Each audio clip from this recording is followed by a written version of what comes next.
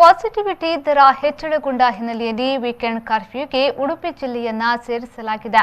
ವಾರಾಂತ್ಯ ಕರ್ಫ್ಯೂನಿಂದ ಜನಸಾಮಾನ್ಯರಿಗೆ ತೊಂದರೆಗಳಾಗುವುದು ಸಾಧ್ಯ.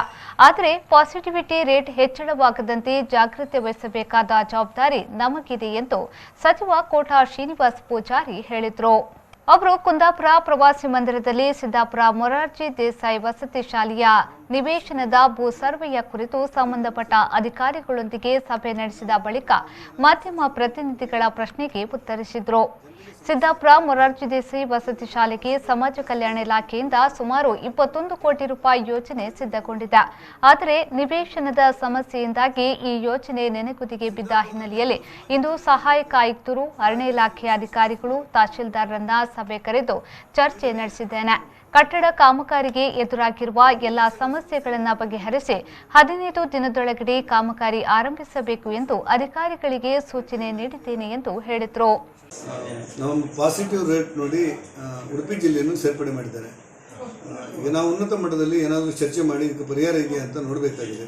ಜನರಿಗೆ ಸಮಸ್ಯೆ ಆಗ್ತದೆ ಅನ್ನೋದು ಸತ್ಯ. ಅದರ ಜೊತೆಗೆ ಪಾಸಿಟಿವ್ ರೇಟ್ ಜಾಸ್ತಿ ಆಗಿರುವಂತೆ ಎಚ್ಚರ ವಹಿಸಬೇಕಾದಂಥ ಜವಾಬ್ದಾರಿ ನಮಗಿರೋದ್ರಿಂದ ಆರೋಗ್ಯ ಮಂತ್ರಿಗಳು ಮತ್ತು ಮುಖ್ಯಮಂತ್ರಿ ಜೊತೆ ಮಾತಾಡಿ ಏನು ಮಾಡಬೇಕು ಅಂತ ತೀರ್ಮಾನ ಮಾಡ್ತೀವಿ.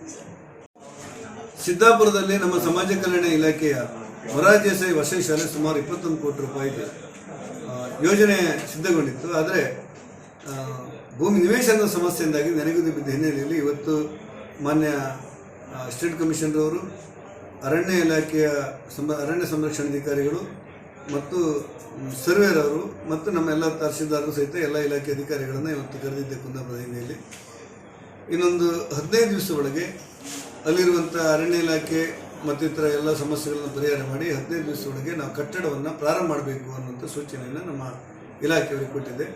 ಈ ಸಂದರ್ಭದಲ್ಲಿ ಕುಂದಾಪುರ ಬಿಜೆಪಿ ಮಂಡಲ ಅಧ್ಯಕ್ಷ ಶಂಕರ್ ಅಂಕದಕಟ್ಟೆ, ಜಿಲ್ಲಾ ಪ್ರಧಾನ ಕಾರ್ಯದರ್ಶಿ ಸದಾನಂದ ಉಪ್ಪಿನಕುದ್ರು, ತಾಲೂಕು ಪಂಚಾಯತ್ ಮಾಜಿ ಸದಸ್ಯ ಕರುಣ್ ಪೂಜಾರಿ, ಮುಖಂಡರಾದ ರಾಜೇಶ್ ಕಾಬೇರಿ, ಸುಧೀರ್ ಕೆಎಸ್, ಪುರಸಭಾ ಸದಸ್ಯ ಗಿರೀಶ್ ಜಿಕೆ ಮೊದಲಾದವರು ಹಾಜರಿದ್ದರು.